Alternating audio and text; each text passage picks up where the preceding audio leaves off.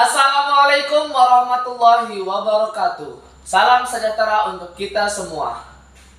Halo kawan-kawan pajak, perkenalkan saya Rizky Ardi Pratama, NIM A0D 023 100 79, Prodi D3 Perpajakan Universitas Mataram.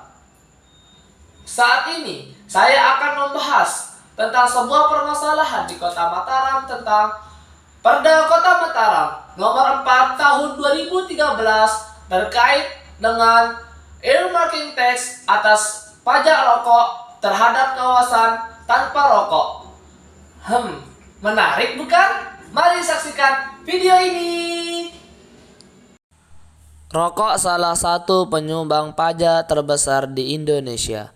Pada rokok, kita dapat mengenai pajak PPN sebesar 9,7% dari harga jual, 10% dari cukai, dan pada tahun 2022 PPh badan sebesar 22% dari profit. Namun, dampak buruk rokok begitu besar bagi kesehatan manusia, baik itu perokok aktif maupun perokok pasif. Merokok di tempat umum dapat mengganggu kenyamanan serta kesehatan orang lain yang tidak merokok karena menjadi perokok pasif lebih bahaya dari perokok aktif. Melihat dari permasalahan itu, pemerintah Kota Mataram membuat Perda Kota Mataram Nomor 4 Tahun 2013 terkait kawasan tanpa rokok. Namun bagaimana efektivitas penerapan Perda Kota Mataram Nomor 4 Tahun 2013 terkait earmarking tax atas pajak rokok terhadap kawasan tanpa rokok? Untuk menjawab permasalahan ini, berikut beberapa poin untuk menilai efektivitas penerapan Perda Kota Mataram Nomor 4 Tahun 2013 terkait earmarking tax atas pajak pokok terhadap kawasan tanpa rokok, yaitu 1. Pendapatan pajak. Penerapan earmarking tax di Kota Mataram secara efektif belum memiliki bukti yang cukup kuat dalam peningkatan pendapatan pajak dari penjualan rokok di kawasan tanpa rokok.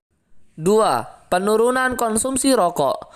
Menurut penelitian tentang penurunan konsumsi rokok, pemerintah Kota Mataram telah melakukan implementasi kebijakan kawasan tanpa asap rokok di Kota Mataram tidak berjalan dengan baik karena beberapa ketentuan dalam kebijakan tersebut dalam faktanya di lapangan tidak dilakukan sehingga masih terlihat banyak masyarakat yang merokok sembarangan. 3. Kepatuhan pelaku usaha. Secara umum, kepatuhan pelaku usaha di Kota Mataram terhadap regulasi rokok di kawasan tanpa rokok dapat bervariasi, tergantung pada ketatnya regulasi, penegakan hukum dan budaya sosial di suatu wilayah.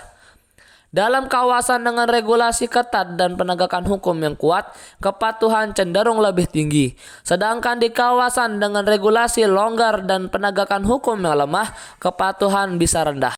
4. Dampak sosial. Di Kota Mataram, kebijakan kawasan tanpa rokok memiliki dampak positif terhadap kesehatan manusia dan lingkungan sekitarnya. Dengan mengurangi paparan asap rokok pasif, mendorong orang untuk berhenti merokok, dan mengurangi pencemaran udara dalam ruangan serta sampah rokok di lingkungan sekitar cukup berjalan secara efektif. 5. Efektivitas penggunaan dana. Pemerintah Kota Mataram menggunakan dana secara efektif untuk program-program pencegahan merokok di sembarang tempat dan peningkatan kesadaran kesehatan masyarakat di Kota Mataram. Jadi kesimpulannya adalah, meskipun pendapatan pajak rokok belum meningkat secara signifikan, kebijakan kawasan tanpa rokok di Kota Mataram memberikan dampak positif terhadap kesehatan dan lingkungan. Meskipun masih ada kekurangan dalam implementasi kebijakan tersebut, dana yang digunakan oleh pemerintah Kota Mataram efektif untuk program pencegahan merokok di sembarang tempat dan peningkatan kesadaran kesehatan masyarakat.